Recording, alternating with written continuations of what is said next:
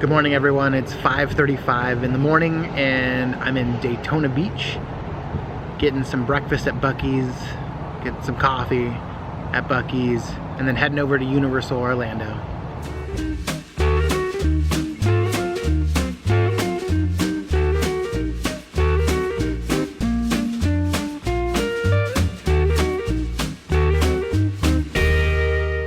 So there's hardly anybody here right now. The morning crew is just getting in for work, but coffee's all ready to go. I'm gonna get the house blend, a little bit of half and half, and some sugar. But yeah, check this place out. That's what it looks like early in the morning, about 5:40. All right, let's go over what they got. You can grab and go. So they got a keto sausage, egg and cheese, sausage biscuit, sausage, egg and cheese biscuit, sausage, egg and cheese taco, rhino taco, which is sausage, beans, eggs, potatoes, cheese, and green sauce. That sounds really good. And then they got the same stuff over here: bacon, egg, and cheese taco, hippo taco, beast taco, and they got plenty of jalapenos, red sauce, and green sauce for you to take with you on your order. I'm gonna try the one that's over here, the brisket and egg taco. This one looks really, really good. So I got the beaver tots, filled up my mug with their house blend, a little bit of half and half, some sugar, or pure cane sugar. It's out of one of their bottles. And I always top my coffee, my hot coffee, with cinnamon. I just like the way it tastes, and I've already had a couple sips. It tastes amazing. So I'm not really grading their coffee on just the straight up coffee with nothing in it. I'm grading it with half and half sugar and cinnamon on top. Gotta get the logo in the shot there. Piping hot.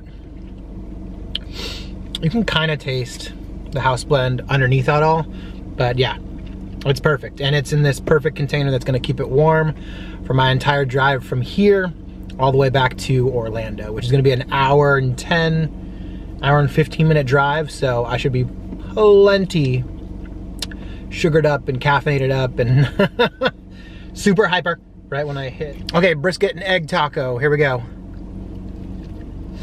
Their brisket and the eggs oddly go well together, but this needs salsa. So I'm gonna add the green one to it. The sun's slowly starting to come up. It is now 6:04. Look at the size of these cinnamon rolls. They got a pecan one, they got a regular one. They got tons of stuff in here. They got scones. Oh wow, they actually have a sausage pepper jack. Wow.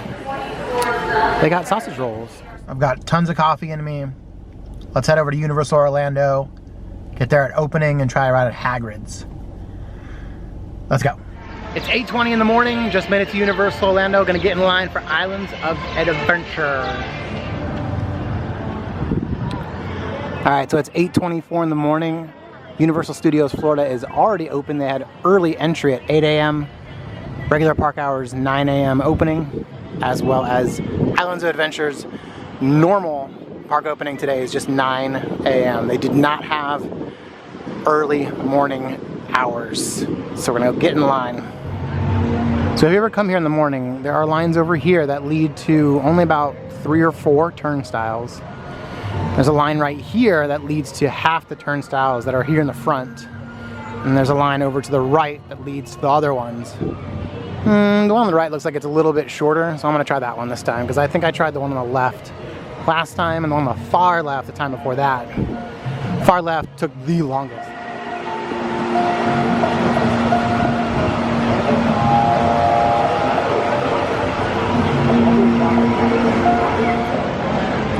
All right, it's 8:50 a.m., 8:50 a.m. This is what it looks like at the front entrance. Looks like they have almost every single ticket taker open, even the big gates. We're moving right along. Hopefully I can get in the park. I'm not sure if I want to head over to Velocicoaster, Hagrid's, or Spider-Man. I definitely want to get Hagrid's virtual line. All right, it's 8:55. already in the park, but it is a long line to get in. So already at 8:55, Hagrid's is already showing delayed. So I'm gonna try and only get a virtual line pass for that, and then try and get in line for the Velocicoaster first. Velocicoaster's running, so that's a good sign. Hagrid still says delayed. Let's go see if it still is. All right, so it's officially park opening. It's 9 o'clock. Hagrid's Magical Creatures Motorbike Adventure TM still says delayed, but you can actually click on a little alert and you actually have a notification for when that attraction opens. So now it's gonna notify me as soon as Hagrid's opens, but I don't think it has a notification for when they go to virtual queue. But right now, oh, Velocicoaster is open, but it's already at a 30-minute wait. It's gonna head there instead. So there's still a crowd of people over by where the extended queue would normally be for Hagrid's when it does open. There is a Hagrid's team member here though, letting people know that it is closed and they don't know when they will be opening for the delay that they're going through right now. Looks like everyone's gonna be heading to a different attraction instead of Hagrid's this morning. Most of them, I'm sure, are heading over to Velocity. Definitely a big delay. I don't hear any of the motorbikes going by or any of the sound that they would normally make either, so might be a long one. All right, let's go see how bad Velocicoaster really is. If it's still only 30 minutes, that won't be bad at all. I've seen a couple trains go by, but I haven't seen anybody on the trains. So hopefully they're not delayed as well, because I haven't seen a single guest go on yet on a train, but there are guests in line. Their bite is equivalent to a large American alligator.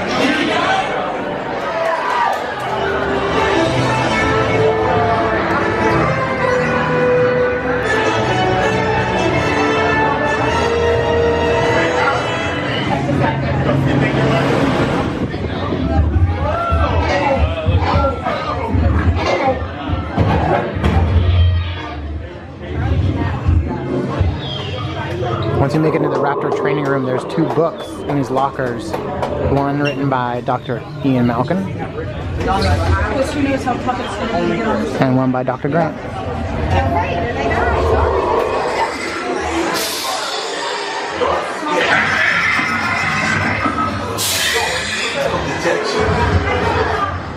Velocicoaster was amazing as always. Got in line at 9:05, finally got on the ride at 9:50.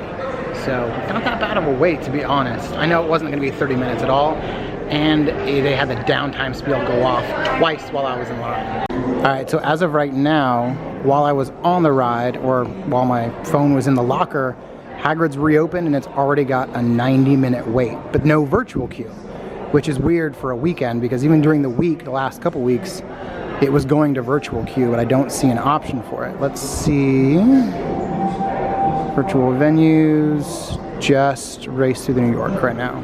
So one more thing, I actually got to ride in the front row this time of the Velocicoaster. I waited in the regular queue, got all the way to the front, and it was just, yeah, there was only 2 people in front of me. It wasn't that bad. I didn't have to wait like behind 5 or 6 groups to get the front row, and a lucky single rider got to come with me and ride in the front row. I highly recommend the front row. That was the best experience I've had on this attraction. I could barely keep my eyes open for parts of it when it was really fast. No bugs though, no bugs in my teeth or in my mustache or in my beard, so that's great news. All right, a little bit of an update. It is 10:24. There's a decent amount of waits for stuff. Hagrid's still 90 minutes, but no virtual queue.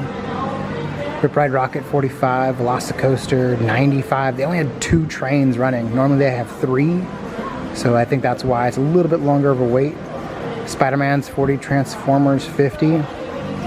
I'm kind of just waiting to see if Hagrid's will go virtual. I'm thinking at 11 o'clock it might. So I'm gonna head over to Studios and grab my AP pin.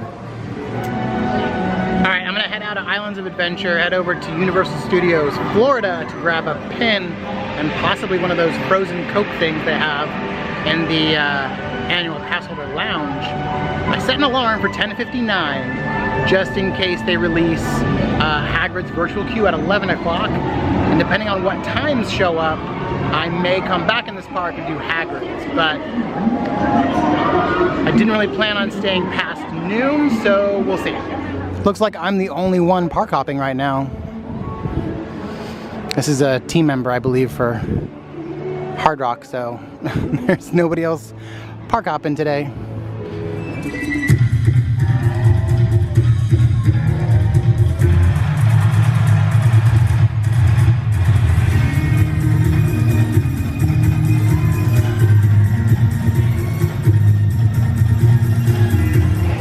Alright, we made it into the Universal Orlando Annual Pass Holder Lounge.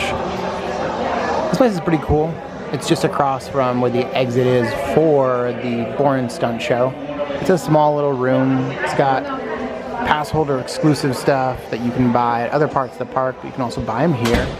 They also sell beverages and a few other things. And you can also, if you need to upgrade your pass, or you have questions about your pass, or what your discounts are, you can ask any of the team members inside. But to be honest, it's really just a nice air-conditioned area that you can go and kind of kick back for a little bit and then head back into the parks. Alright, so I got my new pin and I got a Coke, and I did the little Arctic Coke freeze thing. Here's my pin. It's the little red button from Men in Black. Never push the red button. And then you can kind of see it. It turned into a Coke slushie. Frozen Coke slushie and I are gonna go watch the horror makeup show. I haven't seen this in almost 2 years.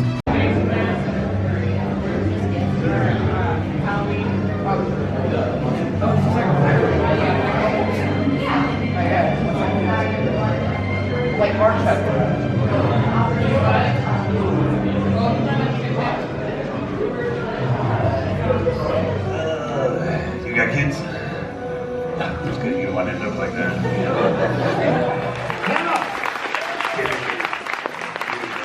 Alright, girls, it's great to see all the COVID rules relaxed a little bit. It's good to see everybody's faces.